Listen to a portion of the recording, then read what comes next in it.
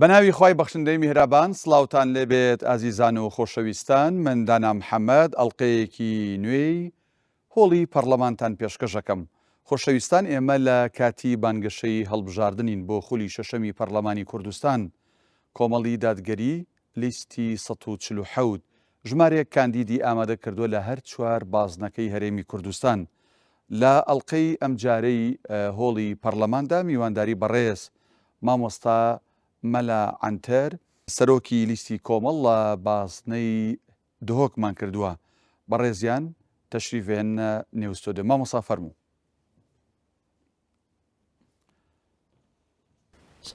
عليكم السلام ورحمة الله. مامۆستا بەخێر بیت. سیدایجان بەخێر فەرموو. حاڵە حواڵە تەندروستی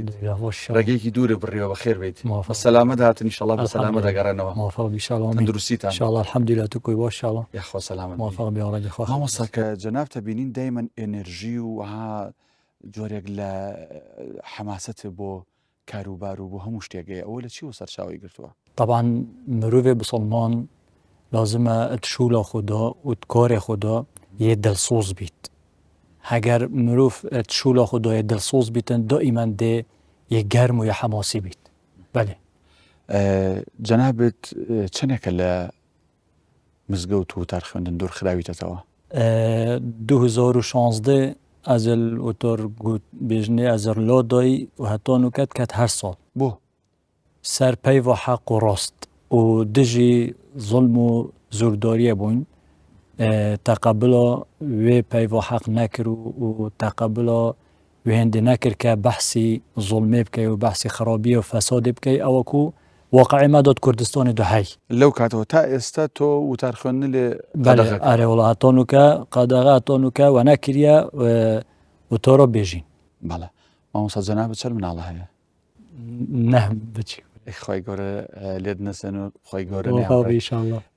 لەگەڵ نۆ منداڵە ژیانکردن چۆنە؟ وڵا الحەمدوللیلە باشە. باشە الحەمدوللیلە.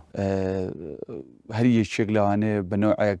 مەکر و نازێکی هەبێ، داواکاریەکی بێچە گەورەیەکی بچووکێکی کوڕێکێک چۆنیە دەرقەتی هەموو ئەو داواکاریانە دەی؟ الحەمدوللیلە الحەمدوللیلە. گەلک داواکاریۆش لۆکە الحەمدوللیلە. زۆر باشە. ئەگەر داواکاریان کەم بێ باشە. الحەمدوللیلە. فەرموو لەسەر کورسی پورتەقاڵی دانیشە بەخێر بێ یاخوا مامۆستا گیان. سەیدا مامۆستا عەنتەر بادینی سەرۆکی لیستی کۆمەڵ لە بازنەی دهۆک وانە؟ بەێ باشم وت. هیوادارم من بە سۆرانی قساکەم تۆش بە کرمانجیە قسە بکەی کە هەم من لە جەنابەت تێبگەم هەم بینەران تێبگەن. هەچەند تۆ مافی خۆتە بە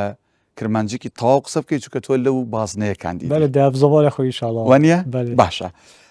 مامۆستا بۆچی خۆت کاندید کرد بۆ خولی شەشەمی پەرلەمانی کوردستان؟ ئەتەوێ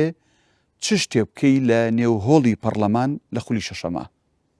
بسم الله الرحمن الرحيم. الحمد لله رب العالمين والصلاة والسلام على خير خلقه محمد وعلى آله وأصحابه ومن تبعهم بإحسان إلى يوم الدين. طبعا دەستپێک یافرە بزانین کە پەرلەمان جەیەکێ گرنگە و یە مهمە بۆ هەر کۆمەلگایەکی، بۆ هەر دەولەتێکی، بۆ هەر وڵاتێکی. پەرلەمان ئەپڕاستی ئەکیت بێژن ویزگایەکێ گەلێکێ مەزنە و یە گرنگە بۆ خەلکی. طبعا پێنۆسۆیە بکورتی پەرلەمان زمانەوانیدا یعنی طبعا زۆرۆڤە کۆفەرەنسیە مەقسەدۆێ ئەوە کە قسەکردن یۆن گفتوگوکردن. کورتی معنۆ پەرلەمانی ئەوە گفتوگو تۆ زۆرەوەری دۆش معنە ئەوە کە دەستەکۆ تەشریعیە یا پێکۆتی کۆمەڵێکۆ مرۆڤۆ سیستەمێ نێنەراتیە تۆتینە هەلبژارتن و ئەوانە ئەگە بێژن حەقێ گفتوگویە بڕیاردانێ یە هەی بکورتی. ئیدەن ئەس وەک مامۆستایەکێ ئاینی و بانخوازێک و کەسێکی ئیسلامی من یەخۆ بەلبژێر کردی بۆ پەرلەمانی کوردستانی خولا شەشێ دا ئەس بشێم پتر خزمەتە دین و عقیدە ملەتی خۆ بکەم و پتر بشێم بەڕەوانیە الحەق و ماف و قوتێ خەلک و ملەتی خۆ بکەم وی پەرلەمانەی الپەرلەمانی چونکە مامۆستا دانا پەرلەمان ئەپڕاستی gelekî mihîm me yê giring e. Lazim e xelkê me bizanîtim. Çavekê kêm berê xwe nedete. Gelekî tên dibêjin wila em beşdariyê vê prosêda nakin helbijartinê an dengê xwe nadeyn ma aniya bêşûle. Yani xelkekî bêyîvî kirî ke evê qediya mihîm ihmal bikin bi rastî pişta xwe bidenê. Heke em berê xwe bideyne sê tişt gelekî mihîm yê mezin parlemanî têne kirin. Yek yasadanan du çavdêrîkirina kar û barê hikûmetê sê danana budcegiştî. Taban ev her sê keş girêdayîne ev jiyan û bi dînê xelkî ve, ev milletî ve. Ev rastî ber wêndê ya pêtiviya parlemanî kesên xwedênas, kesên xwedêtirs, kesên zana, kesên xwedanşiyan, kesên ke ev rastî misteheqî vî parlemaneyê bin biçine vî parlemaneyê. Kesên dilsûz biçine vî parlemaneyê da pişên xizmeta evî milletê bikin eva rêka. باش بەڵام لەوانەیە ئێستا بینەرێک کە گوێی لە تۆ بێ بڵێ مامۆستا مەلاعەنتەر لە مزگەوتێک باشتر لەوانەیە خزمەت بە دینی خەڵک بکاوەک لە پەرلەمان. وەڵامی تۆ بۆ ئەمە؟ وەڵامەکە یاکی بێژن gelek سهلە یا بەسیتە. طبعا مزگەفتێ خزمەتە wê ya محدوده. Tu dê li mizgeftê xizmetêkey bû xelkê wê gerekê, kes û karên wê gerekê, bi silmanê wê gerekê wê mizgeftê xirvet bineve, dê xizmetê lêkey. Belê parleman yani mînbereke gelek ya mezin e. Yani şên bêjme te mînbera welatek ye. Mînbera mizgeftê ya wê gerekê ya wê meheleya dê xizmetê key. Parlemanî mînbera wê mînbereka mezin e bû welatê xirê ye و واجباتت وی گلک مزنن و او کسی کوچیتا وی منبره اپراستیتی و شایسته وی منبره بیتن دابشت خدمت دین خلکی بکد و خدمت جیان خلکیش بکد. هندی مزگفته تو دی بس خدمت دین خلکی کی دین و عقیده و نصیحت و عبادت و ذکر و چاکی و دعا خلکی فیر کی دینی شده. بله الپارلمانی دستو شی وی کی و دستو شی هم محاوله و دفاع و بروانی و برگیری القوت و حق و مافی خلکیش کی و المزگفت گوتنه یا سرته گوتنه المنبر ماستره یعنی منبر پارلمانی ماستره منبر مزگفت بس نصیحت دیتو نصیحتی کی برای المنبر پارلمانی تو دشی هینی پروسات شب کی یعنی یاسایی پیشکش کی هندک اندام پارلمان آخر وکی بین بوده توقع بکن بنمونه 10 کسا کمتر نبیتن تو پیشکشی سرکاتیا پارلمانی بکی که اوی پروژه تو تقدیم تکی تو پیشکش تکی مصلحت دین خلکی تدابید مصلحت جیان خلکی تدابید تو دلسوز بی و تو خمیل بخوی خمخور بی بو خلکی خو. بەڵام لەوانەیە بوترێت حیزبەکانی دەسەڵات پارتی و یەکێتی و زۆر جار حیزبە ئەلمانیەکانی دیکەش مامۆسای ئاینی بربژێرەکەن و کاندیدەکەن لە پەرلەمانی کوردستان. جیاوازی لە نێوان مامۆستای ئاینی لە لای یەکێتی و پارتی بۆ خزمەتکردن بە دین و ژینی خەڵک چییە لەگەڵەوەی کە مامۆستایەک لەسەر لیستی کۆمەڵی دادگەری کە حیزبێکی ئیسلامیە کاندیدە بێ؟ جیاوازیان هەیە؟ بەڵێ جیاوازیەکۆ گەلێکۆ مەزنایی عرض عوسمانە لێک فەرقە. چۆن؟ هەندی مامۆستای ئاینیە کول سەر لیستە کۆمەڵە دادگەری و لیستە ئیسلامی کە منهجێ ئیسلامە و خودێناس و خودێترس و دڵسۆزت هەم دینی و هەم ژیانە خەلکینە ئەvە ئەکە گوتی جانبێ دوێ دەیتو بەرە خۆ دەیە مامۆستایەکی ئاینی یەخۆ مرەشەح کردی السەر لیستەکە علمانی یەخۆ مرەشەح کردی الاساس بین خلکی بخوابینن ولی ماش مامۆستای ئاینیت گەلدا. هەگە تو بەرە خوب دەیە ئەvê حزب علمانی منهجوی علمانیەتە یعنی ئەبخۆ حزبەکە علمانیە اعترافت کەتن کو علمانیەتە هەلبژارتی علمانیەتیش دژی ئیسلامەیە دژی دینیە. ئەف لیستە خزمەتە دینێتە ناکات خزمەتە عەقیدەتە ناکات خزمەتە ئیمانەتە ناکات. ئەشێن بژمەتە خزمەتە ژیانەتەش ناکات چونکە ڕابردوویە مە ئەلڤا 33 ساڵێت چووی یعنی بۆ خەلکێ مە دەرکەفت کە ئەوە لیستێت علمانی نه خزمەتۆ دینی کردە بۆ خەڵکی و نه خزمەتۆ ژیان و قوت و حەق و مۆفی خەڵکی کردە بەلکو ئەف خەڵکە ئەپڕاستی تاپەسەر کردی و خەڵک برسی کرد خەڵک تێنی کرد خەڵک بێئومێد کرد خەڵک نەڕەحەت کرد خەڵک ئێخستە ژیانێک و گەلێک و تەنگ دۆ بەس فی سەبیل بەرژەوەندێت خویت تاکیوێت شخصی و یەت حزبی ئەو بگەنێ وەکی دی ئەف ملەتە هەموو ئێهمال کرد و خەڵک ئێخستێت عەزۆبێدا و ئەف مامۆستۆیە کو ئەلسەر لیستۆ ئەلمانی تێتن بێشتە خەڵکی ئەس دی خزمەتێکی کەم باوەڕ بکە خزمەت پێنۆیتە کردن ما بەلگەیت هەین و ڕابردوویەمە شەهۆدە ئەلسەر ئۆخبنێتمە مامۆستۆیە هەبی یەخول مەرەشەح کردی ئەلسەر لیستەکە ئەلمانی 4 ساڵە یەل پەرلەمانی بی دوو ئۆخفتن نەکرینە مامۆستۆی ئۆینیە و هەر پروژەکە کو ئەف حزبە تینیتن کو بکەتە یاسا الپەرلەمانی خراب بیت باش بیتن هەگە حزبێ گوتی دەستی بلند کە بلند کات دەستی بلند نەکە بلند ناکات وەکو ئەدۆتێکی تێتە بکۆر ئینۆڵ مامۆستۆی ئۆینی یعنی مامۆستۆی ئۆینی لێرە زەربێ دینی خود دەت و زەربێ دینی خەڵکی خوش دەدەتن و خەڵکێکی سەڕێت بن ئەف مامۆستۆی ئۆینی لازمە دتحملۆ مەسئولیەتێکن هەم دنیای ئەو هەم قیامەتێک کەواتە ئەو حیزب ئەلمانیانە کە مامۆسایەکی ئاینی کاندی دەکەن بەس بۆ جوانکردنی لیستەکەیانە چۆن سەرۆک عەشیرەتێک چۆن مامۆسایەکی زانکۆ چۆن کوڕی بنەماڵەیەکی شەهید کاندی دەکەن ئەوەش مامۆسایەک بووی کە بڵن ئێمە هەموو کەسێکمان لە چواردە خۆمان کۆکرێتەوە وایە بالضبط ئاخفنۆتە یا درستە و سادێ سەد یا تەمامە هەر بخۆترەوەیان دێ وجه خوی رش پێسپی بکەنەوە سەر بە بێژن هەیە ئەمیش بسڵمانین گەلی خەلکینە ئەم بسڵمانین و ئەوە مامۆستۆیت ئۆینیەت گەلمەدا و بن بە مؤامرە دژی ئیسلامێت ئەتکەن هەروەکو ڕابردوو چوویکە پروژێ یاسا جیندەر یان هەوڕەگەزبازی بەریە پەرلەمانی هەتا تێپەڕاندیش کە لیستێت ئیسلامی وەک کۆمەڵ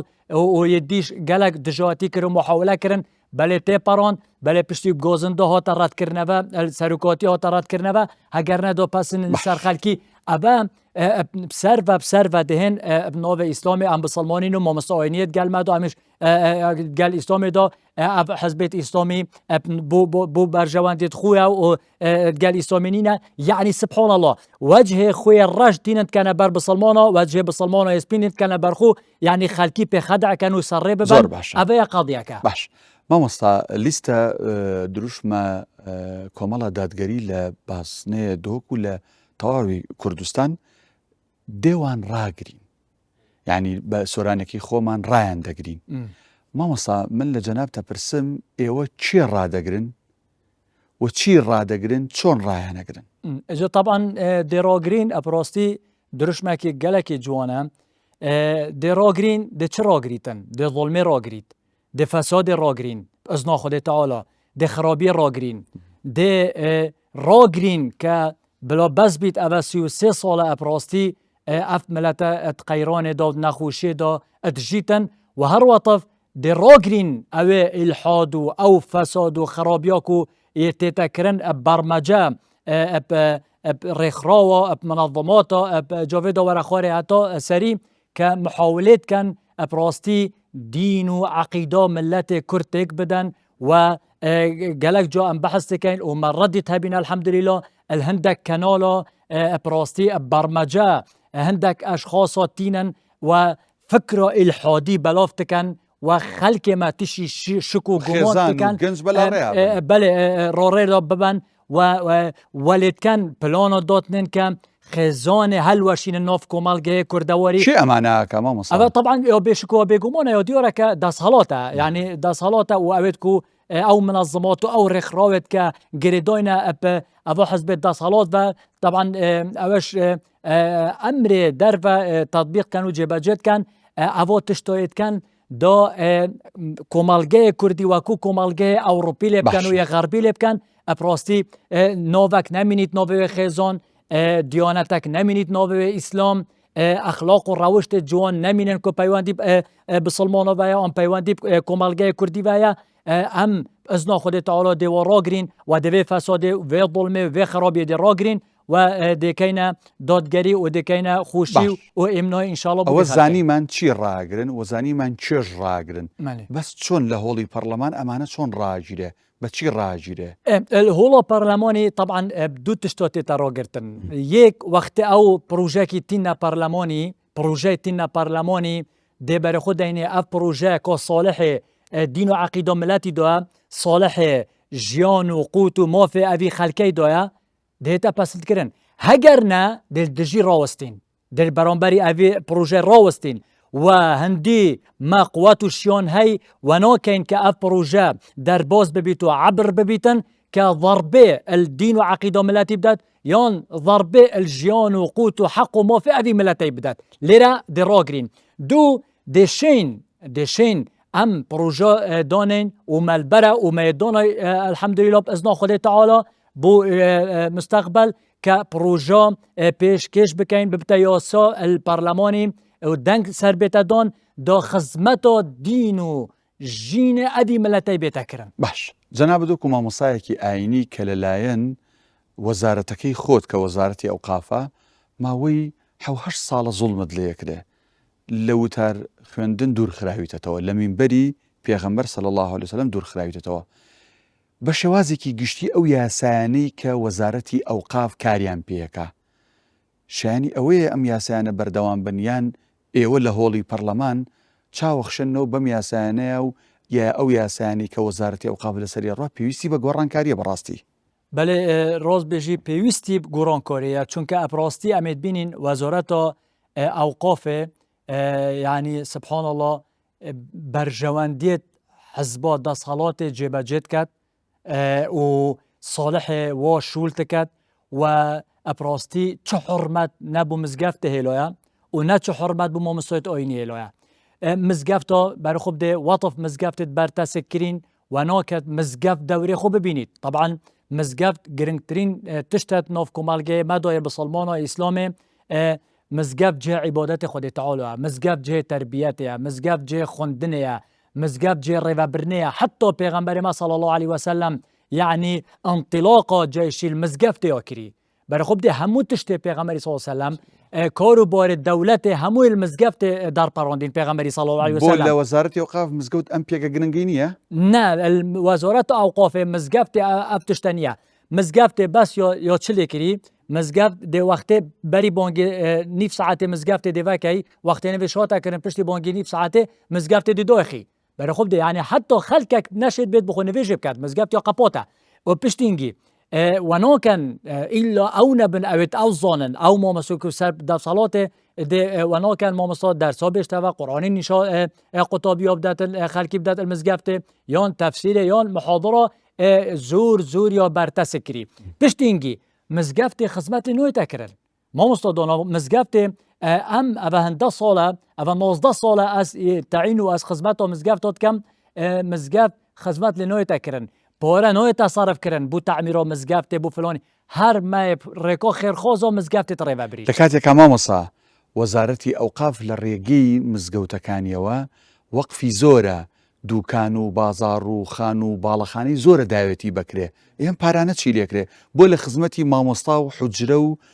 مزگەوتەکانە سەرف ناکرێتەوە سەرف ناکرێت نوێتە سەرفکردن طبعا وەزارەت ئەوقاف دەوڵەمەندترین وەزارەتە بوو چونکە ئەوقافی خەلکی گەلک ملک و عەردێت خو یەتوەقف کرین یەدۆینە ئەوقافێ عەردە دکانە خانیە بازارە هەم ئەvە هەموو تێنە ئیجارکردن و ئیجارێ وەردگریتن هەیوانە ساڵانە ئیجارێ وەردگرن ئیجارێکا باش و ماشەڵڵا عەردێکی زور چی لەم پارەیە کرد ئەف پۆرە هەموو خڕڤەت بیت کەس زۆنی چلێتێت يعني نثرية مزگفتو نیه حق مزگفت نثرية بيت حيوانه أبارة بيت تصرف كرن دا احتياجات مزگفت ببنا قطاندن نیه هر بابريكا خيرخوازو مزگفت ريبا برين يعني اگر خيرخواز نبي لمولاتا هم مزگەوتەکان من خزمەت ناکرن هم مزگەوتی نوێ دروست ناکرێت حاليا اگر خيرخواز مزگفت درست نکتن مزگفت نویتا درست کردن پراستی حتی خیرخواست وقتی مزگفتش درست کرد نوکه گرک علقرا بود چید کن کوچه نکد نوکه حالیا آکره بەلگەمە سەر هەی ئۆکرێن و کە حۆلیان مزگەفتەکێ ئەە چەندی نوتبان دۆ مزگەفت ڕێبە نەچیت ئەس نزانم پسیۆرەتیڤۆ بێتەکردن بۆچی دژۆتیۆ مزگەفتێ بۆچی ڕوخسەتێنەوە دەر مزگەفت بێتە ئۆڤۆکردن ئەجا احتیمۆلە حەجەتێکی بینە دەرێ وڵا دێ مزگەفتی نیڤەروێلن ئەوەندێ فلۆنیکەن کۆبرۆتێت پۆرۆت نبینیت کۆبرۆتێت یعنی عردی زەحمەت بوو دۆبینکەن یۆن هەتا عرد بوو دۆمیر کرد عرقەلۆ لی نەدەرێ هەندەسێ دەبینە لە عرقەلەکێ دینە دەرێ وڵا باسەحۆتیڤۆ هەندە بیت ئۆنتیڤۆ هەندە بیت ئەوەندێ هەندە پۆرۆ دۆنێ یعنی هەتۆ ئەف کۆبرۆیە ڕوخسەتۆ مزگەفتێ وەرگریت ئیجۆزێک و ئەو کات دێگەلک مۆندی بیتن باوەڕ بکە کەسێکی ئەس نۆسم ئەسە مزگەفتۆی بووم یعنی بر بوو لژنۆ طبی و ئەف کۆبرۆیە ئۆقەڵەوەنی دینە یعنی ئەپڕۆستی کۆرەسۆتە ئەڤە قەضیۆ مزگەفتێ وەرە مۆمۆستۆیەوەنی جا ویستم لەسەر بپرسم بەشێک لە ئەوقاف بەشێکی پێگەێنەری وەزارەتی ئەوقاف مامۆسانی بەڕێزی ئاینین یعنی لە هەرێمی کوردستان ئەوە نزیک بە 10 ساڵ زیاترە تەعینات دامەزراندن بۆ هیچ کەسێک نییە لەوانەش مامۆسای ئاینی یعنی ئەم هەموو گوند و قەزا و ناحێ و شار و ئەم هەموو مزگەوتە هەیە ینی مامۆستای لێنێ زۆر بێ زۆریان یعنی ضرور نییە بە تایبەت بیرێک لەوە بکرێتەوە کە دامەزراندن تەعینات بۆ مامۆسایانی ئاینی ضرورە چونکە خەڵک بەبێ مامۆسای ئاینی ناتوانێت لە گوندێکە ناتوانێت لە گەڕەکێکە هەڵبکا بەڕاستی بۆ ئەمە بەرنامەت چییە؟ مامۆستا دۆنە طبعا مامۆستۆی ئۆینی ئەپڕۆستی زورێ مەغدورە الهەرێمێ زورێ مەغدورە و وەکوما گوتی زنجیر و قەتێت دۆنۆینە سەرێ و نەشێت ئەبدرستی پەیوەمە خۆ بگەینیتن گەلک محاسبە و مامۆستۆیت ئۆینی تێتەکردن و گەلک ڕقابەت و تەجەسوس سەر مامۆستۆیت ئۆینیایی و گەلک بەرتەنگ تکەن مامۆستۆیت ئۆینی ئەڤە جۆنەبەکی دیکە مامۆستۆی ئۆینی ئەپڕۆسی وەکو تەکەرەمکردی 1500 مامۆستۆیت ئۆینی مێتین خوبەخشن 1500 مامۆستۆیت ئۆینی هەگە بەرەخۆب دێ بالمقابل احتیمۆلاشن بژمەتە 1500 2000 مزگەفت بێ مامۆستۆیت ئۆینینە بۆچێک نۆین ئەڤۆ مامۆستۆیت ئۆینی دامەزرینن ئەرسەر بۆ مزگەفتۆ کە خەڵکی محتۆجی مامۆستۆی ئۆینیە مامۆستۆی ئۆینی هەگەر بزانن مامۆستۆی ئۆینی وەکو گولەکۆ گەشت نۆف کۆمەلگەی ینی گوندێک لادەیەک شارێک گەڕێک قەزایەک ئەتوانێت بژی بەبێ مامۆسای ئاینی گرفتی بۆ دروستە بێ گرفتێت مازن بوو درستە بن مامۆستۆی ئۆینی ڕێنیشاندەرە و مامۆستۆیە خەلکیە و ڕێنیشاندەرێ خەلکیە وارثێ پێغەمبەری جێگر و جێنیشینێ پێغەمبەریە صلی الله علیه وسلم ئەپڕاستی کۆمەلگەیە مەیە کوردەوەری کە کۆمەلگەیەکی بسڵمانە الحەمدوللیلا بێ مامۆستۆی ئۆینی ڕێوە ناچیتن وەگەوترێ مامۆستا هەر لە لەدایک بوونەوە هەتاوەکو مردن ئەوتا بۆ ژن مامۆسای ئاینی لەگەڵ مامۆستۆیت ئۆینی گەلدەوە کوتا کەرەمکردی پەیدا بوون هەتۆ مازن تبیت پەروەردە فلان پشتینگی فێربوون و عیبادەتی و مزگەفت و نوێژ و خودبە کە بە هەموو ڕوکنن پشتینگی زەواج پشتینگی بژمە بڕۆی خۆ پشتی زەواجێ پشتینگی هەتۆ چیە مەرحەلە مرنێ هەتۆ مرنێش مامۆستۆی ئۆینیە دەیێت دەشوتن مامۆستا ئۆینیە دەبێت نوێژر سەرکەتن مامۆستای ئۆینیە دەبێت تەمەغبەری دێڤە شێری و تەلقیندن یعنی کۆمەلگە خەرێ گرێدواب مامۆستۆی ئۆینی بە ئەبۆ نەبێتن کە ئەپڕاستی کۆمەلگەیەک ئیسراحەتێ بکاتن یان مامۆستۆی ئۆینی ڕێنمۆ بکاتن یان وەلێ بکات و ئەف کۆمەلگە ژیانەکە خۆش ڕێوە بچیتن باشە هەگەر مامۆستۆی ئۆینی تێکدەرێ کۆمەلگەیە بۆ مثلا خەڵک هاندا بۆ بوو کوشتنێ خەڵک هاندا بۆ بوو زینۆی وەلعیاذ بالله خەڵک هاندا بۆ عەرەق ڤەخواردنێ خەڵک هاندا بۆ مخدراتە خەڵک هاندا بۆ دروێ و خیانەتێ و غەشێ خەڵک هاندا بۆ سفورێ تەبەڕوجێ بلا گوت بابا فعلا ئەوە کێرنەوە فلان بەس هەنگێت بینن کۆمەلگە هێنگوو ئەپواسەی مامۆستۆیت ئۆینی و ڕاستی ئەپۆرکۆریە ئەڤە ئەحزابێت ئیسلامی بوو نمونە کۆمەڵە دادگەری کە ئەپڕاستی یەتبینە بلا جکتور و ڕوونەهی بۆ ئەوی کۆمەلگەی و ئەف کۆمەلگەی پاراسی و بەرێوی خەلکەی یەدایە دینە خودی تەعاڵە بەرەوی دایە باشیە بەرەوی دایە عیبادەتی و خەڵک وەرگێڕای الخرابیە الکوشتنێ التیرورێ المخدرات العراق الزنا التبرج الفاحشه الجوید وره خوار الخیانت دروی حتی چه بنی باش هنگ باتر بین دست خوشی لب کن هنگ باتر بین هارو کار بن بالعکس دجاتیه لیتی تکرار باش کاته تیگیشتین هم مامۆستای ئاینی گرنگە لە مزگەوت و شار و گەڕک و گوندەکانی ئێمە بوونیانە بێ هەم گرنگە مامۆستای ئاینی لە هۆڵی پەرلەمان بێ بۆی کە ناسنامی مسلمانەتی ئەم گەلە بپارێزە دەوەی کە جەناوت باست کرد. باشە ئەجا کاتم نەماوە چی بە دەنگدەران دەڵی لەگەڵ ئەو قسێک ئێستا ئەتوێ بیکەی لە ماوەی یەک دەقەیە فەرمووی. یەک داقانەوەتەکردن بۆ دەنگدەرانی بازنەی دۆک ئەپڕاستی مدبێتن ئەج بێ پەیوەمێ بگەین بە خەلکی خۆ ئەڤا ئەلمۆنیا دائیمەن شعارێەوە و خیتابە بۆ خەلکی ئەوە ئەرێ مامۆستای ئاینی و سیاست ئەرێ حزبە ئیسلامی و سیاست هەگە ئەم بەرە خوب دەینێ ئەپڕاستی هەر ئیسلامێ و بسڵمانە و پێغەمبەرە عەلەیهی سەڵات وەسەلام و ئەصحابێت پێغەمبەرە خەڵکی ڕێڤەبری خەلکی ڕێڤەبری ڕێڤەبرن سیاسەتە بەرە خوب دێ إمام الجوزي رحمة الله عليه بيجيتن السياسة هي الشريعة سياسة شريعتها درسته وإن الشريعة سياسة إلهية شريعتي سياسة رب العالمين يا بخالكيو سياسة معناه شيء يعني الريفابرن بالعكس الريفابرنو سياسة بو مامستوي أويني وحزب إسلامية چونك أبو أحزاب علماني ما ديت أمد بينين كوتشكر يعني براستي دين وعقيدة خلقي تقدا وجيان الخلقي طالكر لازم خلق بناسيد باشا چی بە دەنگدەرانی بازنەی دۆگەڵی خودي نصيحة من و بياما من بو همو دنگ دارید كردستان گشتي و بادينان و بازنا دوك ابتايبتي بجداريه به پروسيدا بكن گلکا مهمه و یا گرنگه یا گریدو اب دنیا مروی و قیامت مروی باش چون که با واجبه که شرعیه پاشی اجتماعیه و دنگی بدنه لیستا کمالا دادگری لیستا اسلام خاص لیستا که خمخور بو خلق خو و بو ملت خو همود بینین که چند خدمت ها کری هم دین و عقیده خلقی ها پاراستی و هم خلقی روید به تو خدان تکد بو نمونه اوا به باب و به سمیانا و خانی آوا کرنه و پروسه مثلا برای کم درآمد و نخوشا و هر وقت مستشفیات بخشین یعنی دستان دابش کرنا گازه و ماشاءالله خدمتک و گلک و مازن مع العلم چه دستی دنیا ها نه دست حالات دستی دو نه مال ثروت و سامان اوی ولاتی دستی دو اوی خدمتت کرد با اگر ببیت رقم ایکو ببیت دست حالات ورگیریتن صد فرق بیتو ده خدمتو اوی خلقی کتن رجل خلق خود کم که دنگ درت لیستا 147 بن کمالا دادگری دب ازنا خود تعالی وی واقع نخوش بگورین با واقعی که خوشتر و باشتر دست خوش به زور باشه مامۆستا گیان ئێمە گەیشتینە کۆتایی پرۆگرامەکە جەناب بانگێش دەکەین بۆ ئێرە لەم تیانوسەیە چیت هەیە بۆ دەنگدەرەکانی خۆت بە تایبەت دەنگدەرەکانی سەیدا مامۆستا مەلا عەنتەر کاندیدی ژمارە 1 سەرۆکی لیستی کۆمەڵی دادگەری لە بازنەی دۆک چیت هەیە بە دووسێ دێر تایبەت بۆ دەنگدەرەکانی خۆت و ئێمە دوایی ئەیخێنە سەر شاشەکە باشە قوربان بینوسە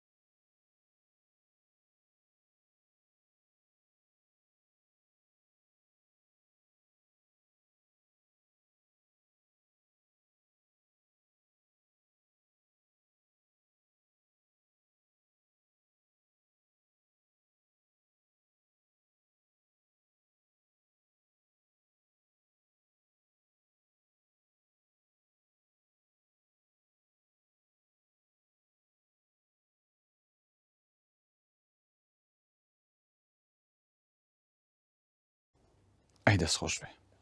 بەو هیوایی کە ئینشەڵا مامۆستا مەلا عەنتەر ببینەوە لە هۆڵی پەرلەمان و لەسەر کورسی پرتەقاڵی لەگەڵ فراکسیۆنی کۆمەڵ دیفاع لە دین و ژینی خەڵک بکە ئینشەڵا ئەلێرەبێنەوە کۆتایی پێ بێنم خۆشەویستان ئەگەر ئەتانەوێت مامۆستا و کاندیدە بەڕێزەکانی دیکەی باسنەی دهۆک لە پەرلەمان لەسەر کورسی پرتەقاڵی حزوریان هەبێ دەنگەکانتان بە بۆ لیستی کۆمەڵی دادگەری لیستی ژمارە 147 بێت تاڵقەیەکی نوێ لە پرۆگرامی هۆڵی پەرلەمان هەموو لایەک بەخوای گەورە ئەسپێرین خواتان لەگەڵ